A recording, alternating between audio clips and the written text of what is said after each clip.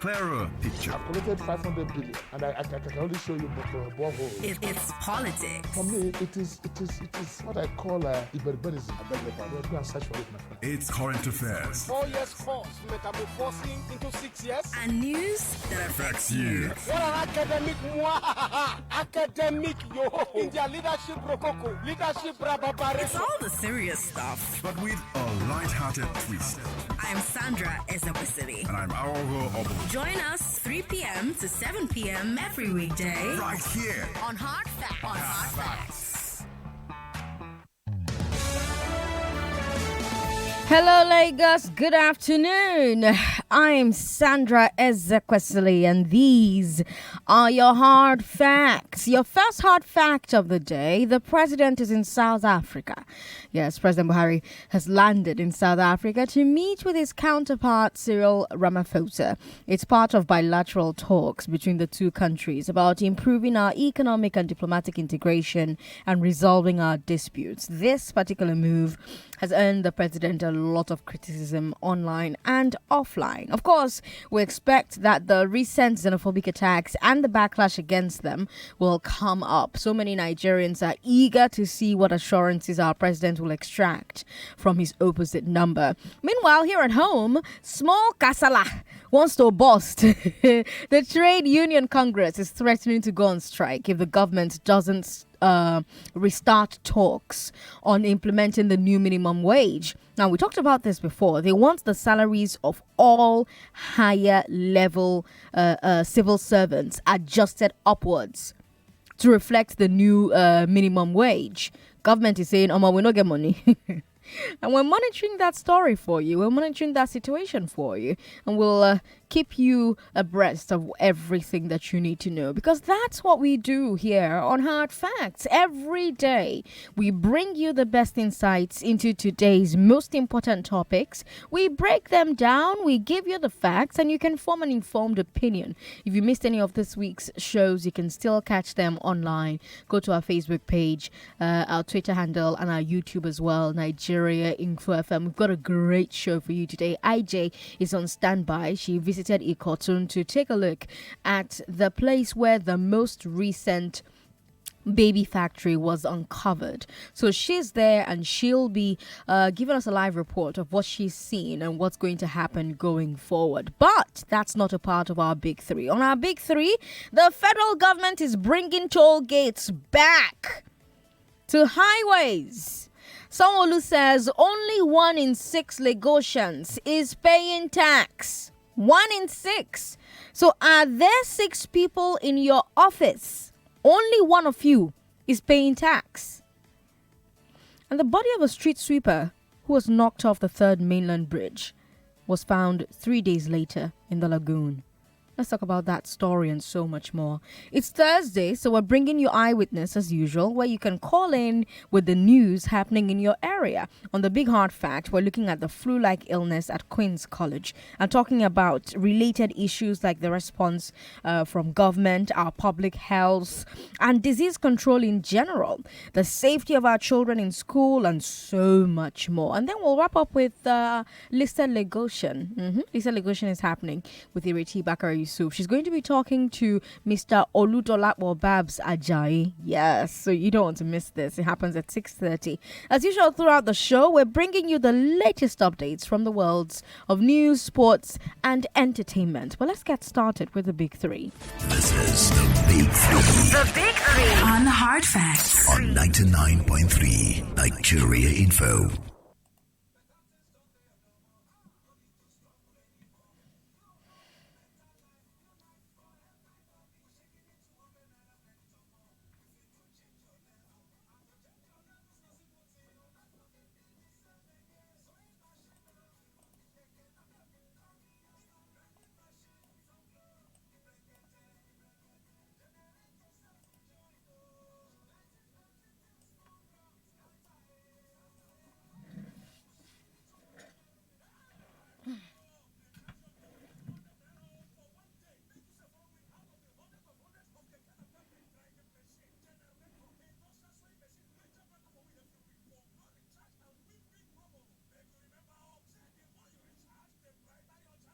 Don't be angry then because okay.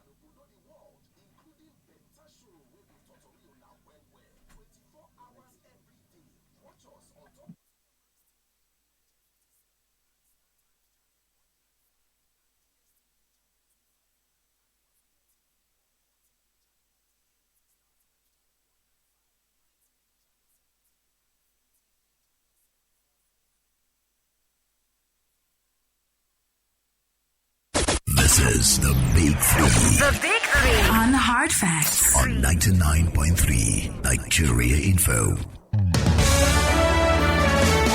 It's 25 minutes past 3. We've got IJ on the line. Ijome Sek, thank you so much for going to Ikoton today.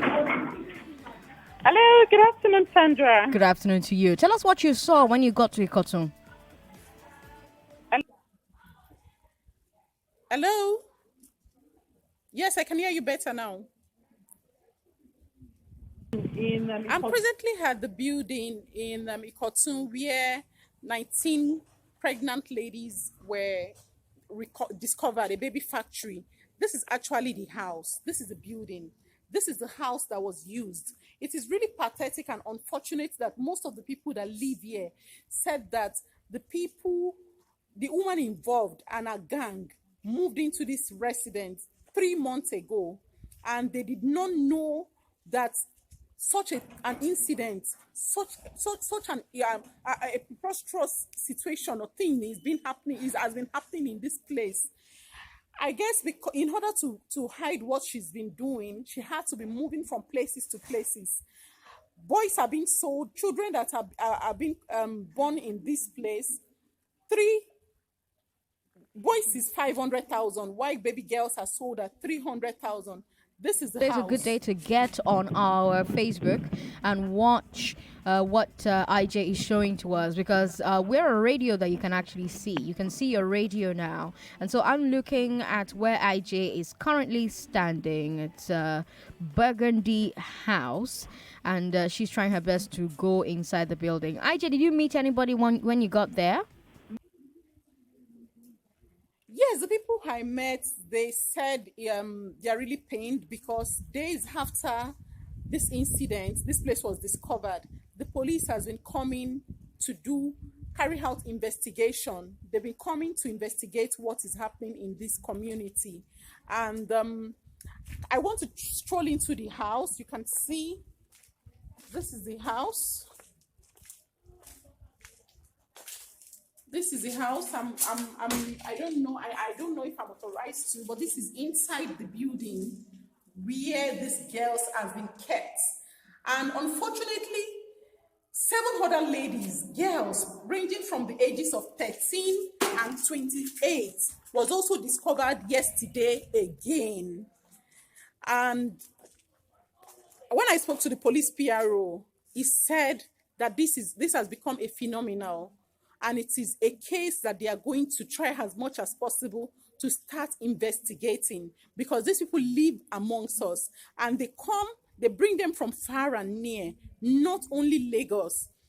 I don't know, parents should be advised on how they release their children to people that would tell them they have fantastic jobs in Lagos readily waiting for them. Some of them have been lured, saying that they would use them as house helps and they would look for jobs for them. But this is what they use them for. Some can even be, they can be lucky to be giving birth to children and they are selling them, while some other persons, which we cannot say for now, their body will be harvested. This is how some people can be really, really bad. They can be bad and frustrating. 2 people has been arrested, I must say, but the main culprit is still at large. This is a conversation we're going to have again next week on the glass ceiling at 4, because it is a big issue and women are worst hit. But do we know if the police is going to do any extra things going forward? By the way, who just joined us, you can watch IJ live at Ikotun right now, where several baby factories were discovered. You can watch on Facebook, Nigeria Info 99.3. You can also watch on YouTube, Nigeria Info FM. IJ, has the police said any other thing? Yeah. The police yesterday handed over the 7 that was discovered yesterday. These people, they tried as much as possible from where they were being kept. They escaped and they found themselves in somewhere around Sele Ijesha. And when people saw them wandering around, because of the incidents that happened on the 19th, when those 19 children, the other ladies were discovered, these people decided I like the fact that Lagosians are now prompt. They now stand up and ask questions when they notice something fishy. They decided to start asking questions and they discovered that these people ran away from the facility.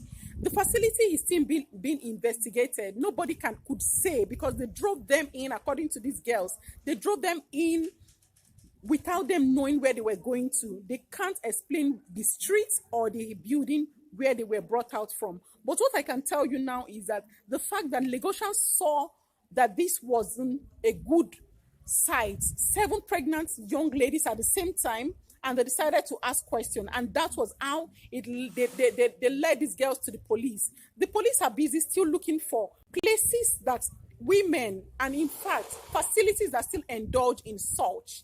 And yesterday they were handed over to NAPTIP for NAPTIP to continue to take care of these people and try as much as possible to reintegrate them and help them with those that are still pregnant to give birth to their children and look for a way forward for these Thank you so much for doing this special report for us on Nigeria Info. You're welcome, Sandra. Okay, now back to our big 3 today. You know what to expect on the big 3 stories that everyone is talking about right now. There will be toll gates back on federal roads. Should there be toll gates on our highways? Why aren't more Lagosians paying taxes? And in the 21st century, should we still have street sweepers? Let's get into the stories, shall we? Our first story, federal government wants to bring back toll gates. Minister of Works and Housing, Babatunde Raji Fashola, said yesterday that his ministry has finished the design of new toll gate plazas to be placed on major federal highways, reversing their removal 16 years ago. Fashola said that while toll gates were demolished in 2003, there is no law stopping government from reintroducing them or collecting tolls. The announcement has sparked mixed reactions. The opposition PDP has rejected the move. PDP said, given the current economic hardship and the proposed increase in VAT from 5% to 7.5%, highway tolls would be an unfair burden on Nigerians. The president of the Nigerian Society of Engineers said that bringing back toll gates was a good temporary solution to the funding gap for road maintenance, but added that a better, more permanent solution would be involving the private sector. I wonder how many people still remember toll gates. Nigerians born in the last 16 years never saw a toll gate. But I remember traveling from Port Harcourt to Enugu, because I lived in Port Harcourt for at least 13 years. Between 1997 and last year, I lived in Port Harcourt. So Christmas, we had to go home to my village in Enugu, and we had to pass toll gates. And the Port Harcourt to Enugu road is non-existent. So that means that there are potholes big enough to swallow your car. And then the added toll gate at that time, plus the bad roads, meant that we slept on the road for hours. That's what I remember about toll gates, but that's just me.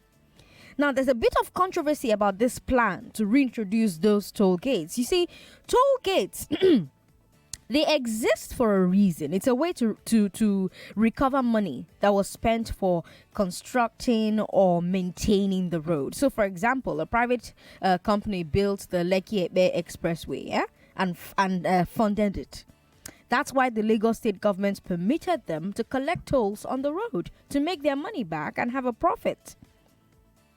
But now when it comes to federal roads that have already been built and are currently poorly maintained, many Nigerians are asking, what exactly are we paying for? But of course, there are others in support of this move. They're saying unless federal government starts collecting tolls, it will not have the money to repair the roads to begin with. They point to the federal budget. Every year there's a deficit. The government doesn't have enough revenue. And the little revenue coming in is mostly spent on repaying debts and recurrent expenditure, like salaries and overhead. Not much left to capital spending like road repairs. And that's why they believe the federal government needs to build the toll gates.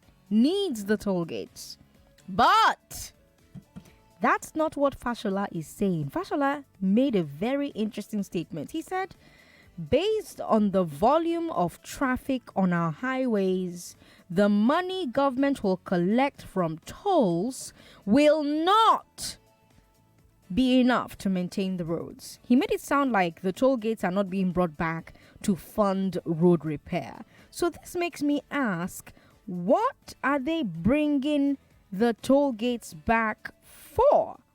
Are we being made to pay for a service we will not get? Tell me what you think. Do you welcome the return of toll gates? If Fashola is right and the money from toll gates will not fund road maintenance, do you think Nigerians should be made to pay a toll? What will that money be used for? Do you think Nigerians pay too much in taxes and levies and tolls? Or do you think we do not pay enough? Let's talk to you. 01277 0993. These are our numbers. 01277 1993, 2993, and 3993. 01277 0993 is the number for our female callers. So if you're male, don't call that number. But you can call the other three. 01277 1993, 2993, and 3993. Hello. Welcome. Sandra. Yes. Yeah, good afternoon. Good afternoon. What's your name? My name is Samuel. Samuel, welcome. Yeah, Sandra, welcome back. Oh. Thank you. What do you bring come for us now? I bring cake. You come office, come collect them. Okay. Sandra, I'm not happy. I don't listen to Lagusa this week. I'm not happy. It will come back. Don't worry. Okay. Okay. You see, for the topic, Sandra, this is what I think. For me, that toll gate, if we have very good National Assembly, Senate and House of Representatives, for this proposal, they should give us a very strong law that if anybody, after they have put the toll gate and construct the road, if you run into any pothole, they will pay to repair your vehicle. Anywhere. If you just a little pothole in other places, that is what happened. In Benin Republic here, they have toll gates, and I have never ever one day enter into any pothole on that road they are collecting toll in Benin Republic here. So they should, National Assembly should make a very good law. Anybody that is collecting toll on that road, they should make sure that if anybody runs into any pothole, they should pay. They should buy your tire, buy your shock absorber, and then they will sit up and do the right thing. All right, that Samuel. Is what I think. Thank you for calling to share your thoughts. Christopher, hello. President Sandra. Good afternoon. You know, my people back here, there's a way they answer when they ask you, oh, what did you bring for us? Ask me now. Ask me. How did they respond? How did they respond? They will say Alafia. So I was surprised when I hear you say, "Oh, I brought cake." Well, I did bring cake. I know, but yeah, the system here now Alafia. Alafia. What does Alafia mean? Health. Good health. Oh, they good bring, health. yes. The next person that asks me, I'll say Alafia. Alafia, I am telling you, my sister. Because my people say if you read the country where then they open ear, you join them to open ear. Abi? So to the topic, President Sandra, you know, I told you and Chief Oboh the other day that I'm good to go with whatever is going on. Okay. So I don't know why our people are complaining. Maybe they believe in these guys, right? They believe in them. They tell us all sorts of stories. President Sandra, did you hear what Tanko Yakasai said? You remember that man? Yes, what did he say? That Alaji, very elderly man. He said they deceived them with that whatever mantra. So they said they need the toll gate. Why are we complaining? We believe in them. And for PDP, please, I'm begging them, they should stop this statement. One of them called the other day, said PDP should shut up. They say they don't want you. You ruined this country for how many years? You put us in this stormy water. That's what they believe. Me, I'm not part of them. So please, they should just leave us alone. Okay. So whatever these guys give to us, let's absorb it, please. Okay. All right. Enough of all this our complaint. All right. Thank you. Our last call is from John, and then we'll move on to our second story. But when you call me to talk about the second story, you can still talk about the first one. John says that what are we doing about the toll gate, John? Yes. To me, I think the toll gate issue is a little bit. Nigerians we should probably. I don't think that we shouldn't welcome it. Okay. Because Nigeria is not the only country where they are going to be towing major roads. The difference now is like we should actually aspire for more accountability in the job description, the job they intend to do. Because until we as Nigerians start acting our government, holding our government more responsible. Because if they don't tow it, they have an excuse. They tow it, we have a reason to hold them responsible for this. Do you think we're capable of holding them responsible? Yes, we are. The truth of it is we are more enlightened now than those days when the tow was there. Okay. And one more thing again, I'm going to speak about on the the lady, the woman that you talked about that actually end up in. I think we need to, our government, I hope Dr. Muiwa is listening to this program. Okay. What Dr. Muiwa is the new MD of Loma. I know as of last year, there was a mechanized sweeper that was sweeping the bridge last year.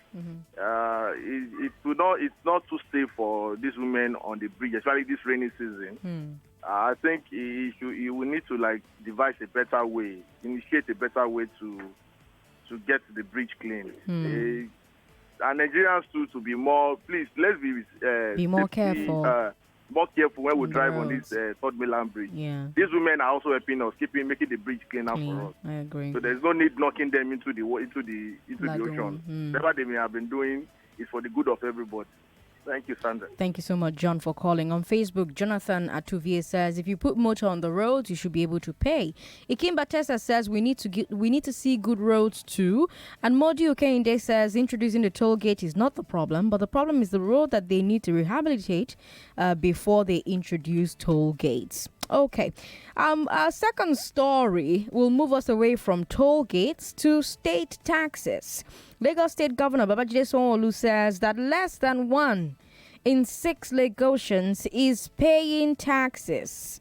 Sanwo-Olu said that out of about 4.5 million taxable adults in the state, only 700,000 are currently taxpayers.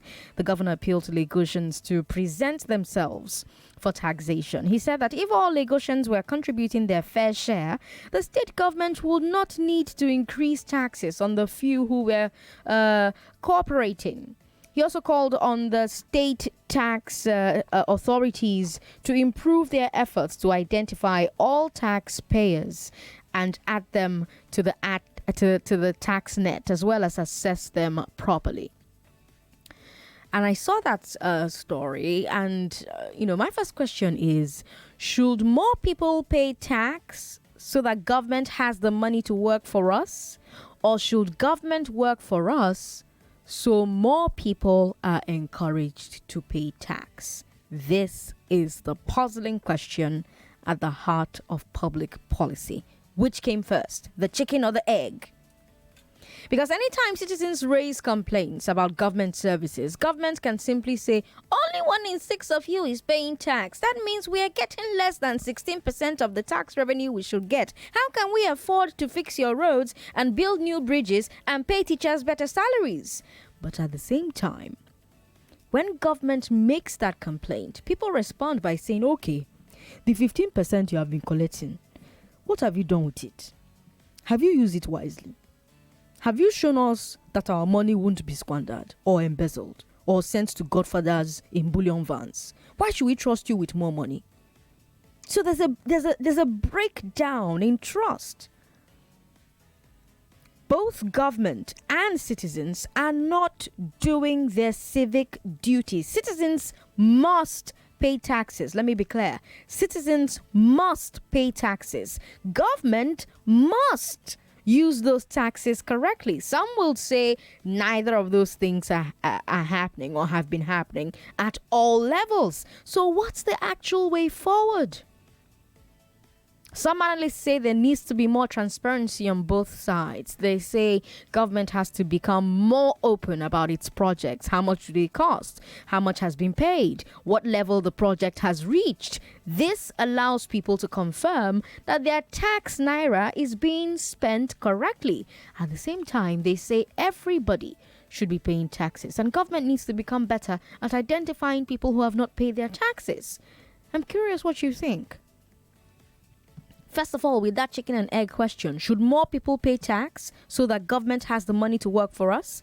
Or should government work for us so that more people are encouraged to pay tax? Chicken or egg? Are you one of the 700,000 people paying tax? How do you feel about other people receiving services from government that you pay for without paying for it themselves? Or are you one of the 3.8 million people who are not paying taxes to Lagos State? What are your reasons? You can be anonymous if you want to be. We've got Chooks on the line. Chooks, okay, that's not Chooks. Well, let me talk to Dio. Hello. Hello, Yes. Sandra.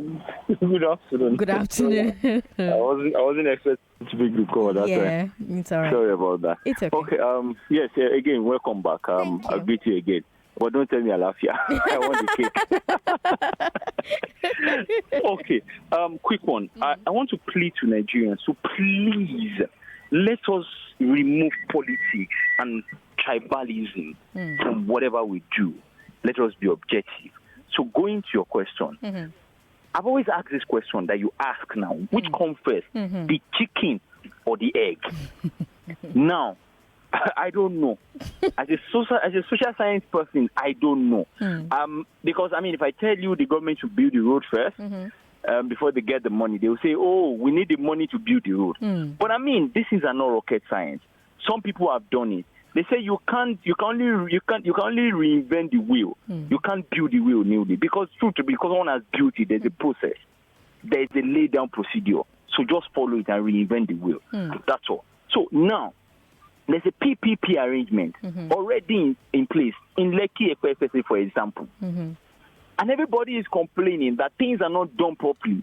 The tolls we are paying, we're not seeing the effect. What stops us from lying in front of that toll gate one day and says, we're not going to pay you unless you assure us, bring an SLA, like the first caller said, we'll sign an SLA with you that from this day forward, from the money we're going to be paying, we want to begin to see the effect. This thing costs it's no big deal. So even if we're going to assure that we're going to go with Mr. Fashola says, oh yes, we want the toll, no problem. But come, bring an SLA. See, technology has helped us. Just send it on the internet. Let people sign up.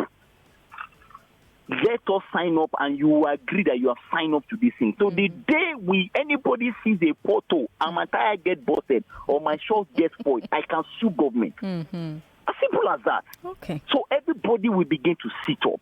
Okay. Because then they will say they need the money to build the road. The great thing is the government listens to Nigeria Info, so let's see if they're going to buy this idea. Thank you so much for calling us. Teresa, hi.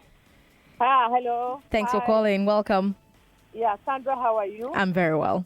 Good. This is the same mommy, the mommy that worked for 26 years, no pension, nothing. Oh. You remember? Yes, I remember. Welcome. Okay, I'm still the one talking. Okay, welcome. You see, actually, what are they talking about? Taxes. About the taxes. You know, that they have to pay tax before before they can give us the required, services. I mean, that is rubbish. Let them give us, because there is what we call what? At the end of the year, they do what? They say this is the amount they are going to use for this is the amount for this is the amount they are going to use for education, for roads, etc., etc. What are they using the money for? Until we see the extent they have gone, we cannot say, oh, well, the government is trying. Because of that, let us go ahead and increase the tax or pay tax. Left to me, it's only civil servants in this country that pay tax. You are aware of that? Most of these companies, their staff, they don't pay tax, but they will collect money from them, saying they are going to remit the tax system to government. But they don't do that. And I don't blame them, because what are they doing? What is government doing? When I see what you are doing, I have my life 24 hours.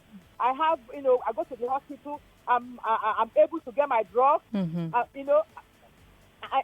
I'm able to drive on good road. roads. No potholes, nothing like that. Then I'll be inspired. I'll be encouraged to pay tax. To pay my tax. But if I don't see these things, I will not pay. They're just wasting their time. No, left to me.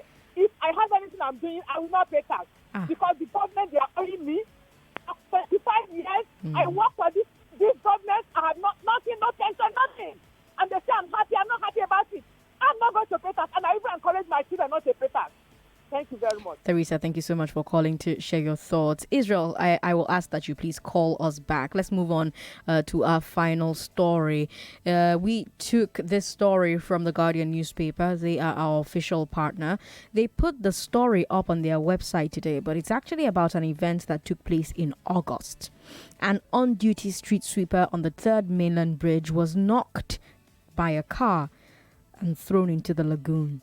Folashade Oguniyi was just starting her shift in the very hours of the morning, very early hours, when a speeding vehicle knocked her off the bridge. She was a mother of 3, working for a private company contracted by the state government to keep the bridge clean. It's a very sad story, but I'm glad that the Guardian brought it to our attention. As I said, Mrs. Oguniyi was killed almost 2 months ago, but in the news, sometimes a story falls through the cracks when it happens. We in the press, we don't have an infinite amount of resource to notice and cover every story as it happens. That's why we on Hard Facts have given you Eyewitness. Remember, Eyewitness will be on today, immediately after the Big 3. Once the news is over, the business news is over, Eyewitness begins. And you can call in and tell us about other stories that are falling through the cracks. But back to Folashade Oguniyi's death. She worked as a street sweeper. Whenever I have to drive early in the morning, like when I'm rushing to catch a flight, I'm always afraid for the street sweepers. And by the way, they're almost all women. You see them on the road by 5 or 6 in the morning. And I'm always worried about the dangers that they face from cars and from people. It's dark. Criminals love the dark. Then you have drunk drivers. You have speeders. You have people who can't see because their headlights are not working. And here's the thing. When the car hit Oguniyi, she was placing cones on the road to divert drivers. What an irony. According to The Guardian, the company she worked for filed life insurance for her, but her husband is still trying to get the payment. The company has to provide insurance for her because the job is so dangerous. And this made me wonder about why we still have such dangerous jobs for human beings in this day and age. In Western countries, they use trucks to sweep the streets. You don't have people doing such back-breaking work in dangerous conditions. So why are we still paying people a meager 15,000 naira a month to risk their lives? 15,000. It makes me remember what happened when then Governor Ambode wanted to discontinue street sweeping and hand over waste management and sanitization to a centralized outfit. Remember the outcry from politicians? Apparently, they use these street sweeping jobs as part of a patronage system. But what did you think about the plan to phase out street sweepers when it happened that time? What did you think? Do you think they're necessary? What do you think is stopping us from switching to sweeper trucks from street sweepers? What measures can be taken to improve the safety and working conditions of street sweepers? 012770993. That's our line for women. 012771993. 2993 and 3993. Yes, you can comment on any of the stories that we've raised today on the Big Three. Let's hear from you now. Hello. Hello. Thank you, Sandra. Thank you so much for calling us. Yeah. My name is Aghogho. I'm calling from Bagada. Aghogho, welcome. Yeah. It's so sad news that this woman has to lose her life. It could have been saved. That life could have been saved if we have been doing things well. Just like you said, we have outgrown using manual labor to do those things, especially on the highways. So sad. However, talking about tax, as you said earlier, which one comes first? Sandra, we have paid this thing. We've been paying. Remember your the pump price of your fuel. We were told that part of it will go for this road. If you can remember, when the increment was being, put on Nigerians. When it was being increased. Yeah, every liter of fuel you buy, part of it will go for this. So we have roadworthiness we pay. And these people are stealing this money. No matter, Sandra, let you and I pay every day 1 million naira to government, you will not see electricity. In the street I'm living, we contribute money to fill the potholes. We do culverts. We buy electricity through our generators. So what is it that this government or any other government have done for the people of Nigeria? But do you think we're demanding enough? Do you think, for instance, say those 700,000 of us who are paying the taxes, are we demanding enough from this government or from any governments before that? I will say yes. Okay. What have they told you about the proceeds from the fuel, from the petroleum? What magnitude of wastage that is going on? We don't have refinery. We export crude oil and import something almost more than the amount we export. So how can we be better off? Are there no areas this money can be made for government to utilize? How much do they spend on elections? Think about this and know their seriousness. They want more to embezzle. That is just that, and nothing else. Thank you. Thank you for calling to share your thoughts, Aghogho. We've got Ezedum in Surulere. Ezedum, welcome. Hello, good afternoon, Sandra. Good afternoon to you. Thank you very much. Want to condole with the families of those road sweepers that died. I am not against employing some people to sweep the streets because it's a way of creating jobs. Okay. But it is just that the money they pay them is not what the government released to them. That 15,000 naira you hear they pay them. Don't be surprised that their main salary from government is 40,000 or 50,000 because of the corruption in Nigeria, the job outsourcing. The government should face job outsourcing and give people the money that's meant for them. But Sandra, having said that, I want to say that the new toll a proposal by Fashola is we introduce more hardship for people, because after extortion in 99th Street, when you move along the road and pay toll gate on points. Hello? Oh, that's quite unfortunate.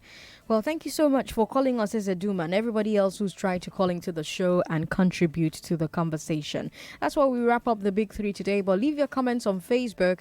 Ikimba Tessia says, Sandra, I work in a company. I'm paying my tax. I've been doing that for years and I have nothing to show for it. No tax card is given to me.